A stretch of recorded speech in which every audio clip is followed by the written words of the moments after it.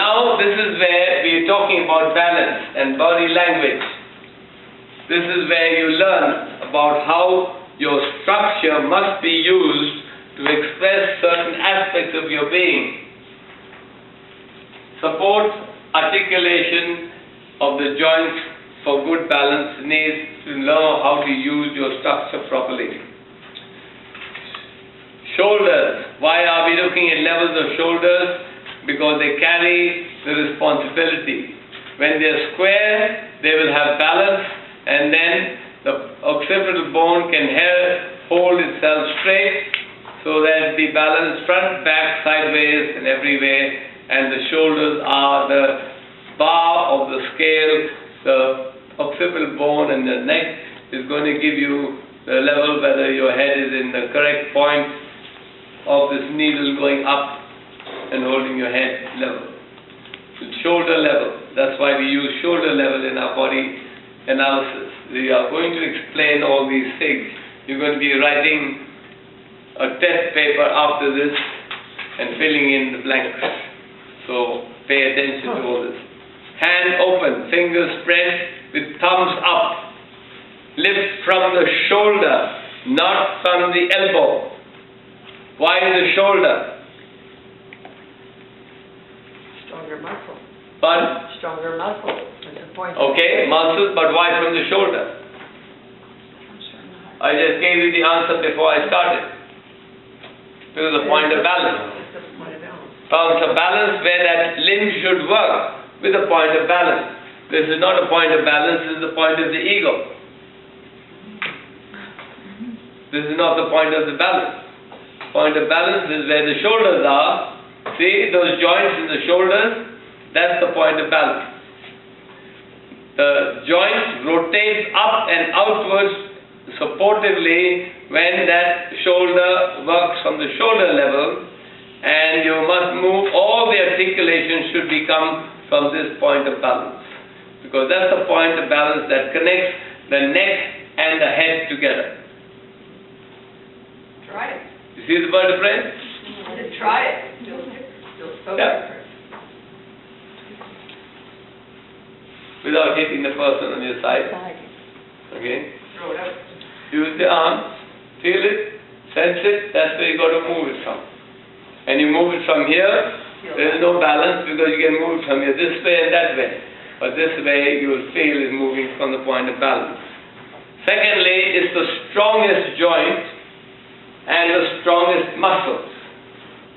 They come both from the neck and from the heart center and from underneath the rib cage. All those three areas are supporting that one joint. The shoulder joint is the most complex connection in your whole body and rotates in more directions than any other joint you have. That gives you so much range to be able to do almost anything you need.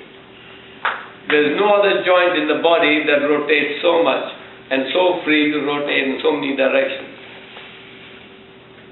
Your head can only rotate that much, but your arm can rotate that much more, and backward and forward and down, and pick things up and bring them up. Have you ever tried playing tennis with your feet? No. Or with your head? Or just with your elbow? That's where you have to move everything from. Tennis, squash, badminton, all sorts of things, hockey. You play hockey only with your feet? No. You use your arms and legs? Yeah. Alright, you use all your limbs. But you had needed your arms and you had to move from the shoulders. You couldn't only move it from your elbows. Okay. Thumbs up and hand out means what? The will is in charge of the hand.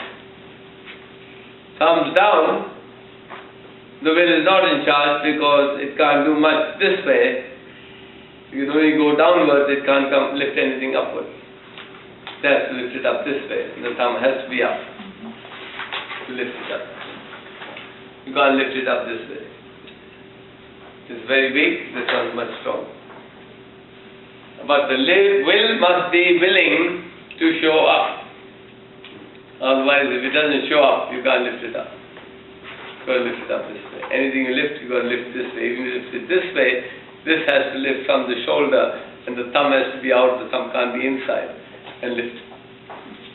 Thumb has to be on the outside to get the grip on it. Oh, yeah. So that's the will, which will support what the rest has to do.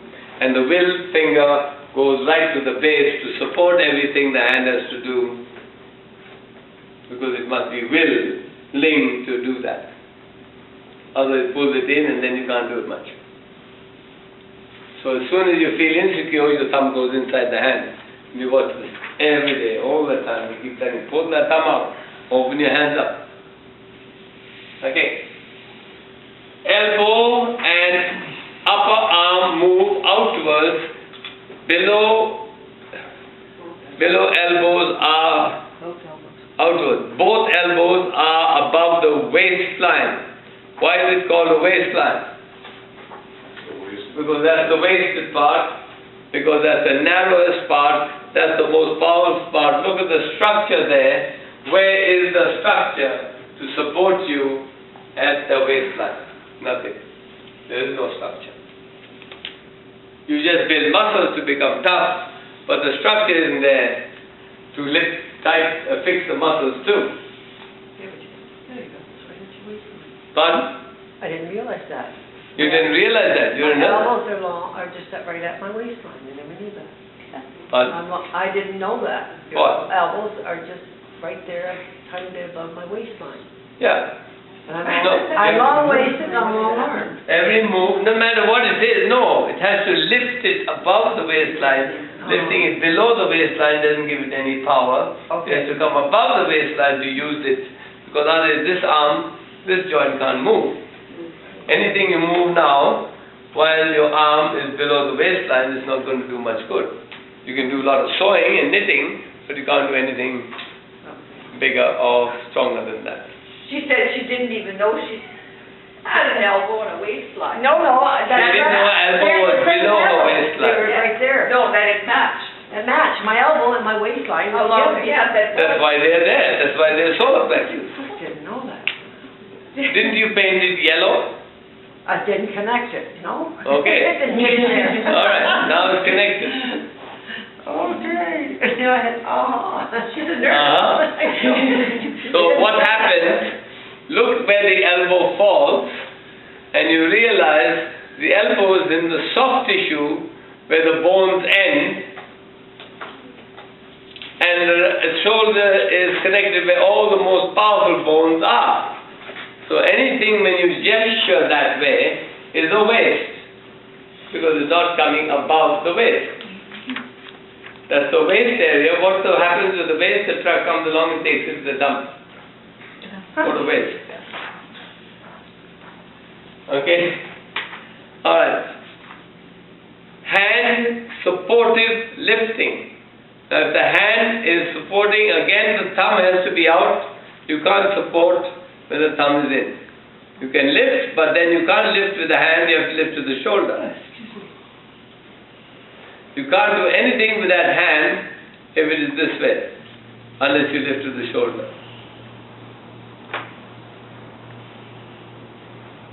You've got to use the shoulder, otherwise the hand can't move. But if it's up this way, then the thumb is out, then you can move, lift something with the shoulder, but then you're only going to use your elbow. But if you really want to lift it, you've got to move your arm, or you can't lift it away from your body. Just lift it right close to your body. So it's very important that when we are talking, we display the fact that we are in charge of what we are saying, we are feeling strong about what we are saying, not weak about it. And when you move only your hands like this, talk like this, it is horrendous in body language. Yes, you know, that's what I do. There's a lot of people stand there and keep doing this with the flicking with their hand, and the rest of it is a piece of love hanging from the butcher's hook in the freezer. So you're poo-hooing things, poo-hoo. You don't say poo-hoo, you say poo-hoo. So that's empty. When you're doing this, as soon as you contain it, your mind is now going to get a hand full, or the mind full of what you're doing, because now all the thinking process that's coming from here is full in your hand, and they're moving the fingers in a pulling part, not a letting go part.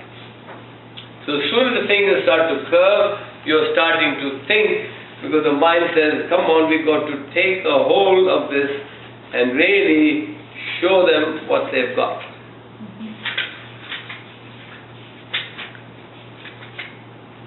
So I've got to go and lift that. My mind has been talking about the things that have been catching my eye, and my hand lifts that with delicateness and presents it to someone.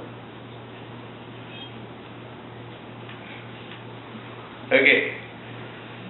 Alright, now standing, see how that body is shown standing. That hip bone, the middle of the knee, the ankle and the big toe must be in line and has to be slightly in from the shoulder to balance the weight of the body on either side of the spine in a straight perpendicular line. As soon as you move your foot, you're going to rotate that joint out of the socket, and then the knee and the foot are pointing that way and are not meant to move, can't move you sideways. If move you in front, it's going to go sideways. It's going to throw you off the center line of balance. So when you move forward, you have to be and drive so totally focused, going exactly that way and landing with your body directly over the foot when you land, so that the joints are maintained in the most powerful strength and supportive condition in the way it is built. If we had a car with joints like that, right, if one little bit was out, we wouldn't get 10 yards up the road, we would fall apart. But our muscles are flexible and adjustable and does this and does that until it can't do it anymore, and all the bearings and the cushioning are all starting to wear and crooked, and eventually the muscles have to do more support because the joints are not working in the way they are built to work. Okay, turn the page over. Structure, support, articulation of joints out of balance. The other one was balance, this is out of balance. Elbows are pulled into the waist, solar plexus, indicating suppression of identity by making herself smaller. Now you see that joint in the top shoulder level, the shoulder joint is pulled in, is out of alignment by the elbows coming inside instead of the straight line. See the blue line of that elbow from the top of the joint coming inwards and then going out to the hand. Shoulder level is gone slightly off balance, one shoulder is slightly lower than the other. Now the elbow joints, when they are there and they don't have much strength because they are not moving from the bigger joint, which is connected to stronger muscles of the shoulder and the neck and the chest and under the rib cage.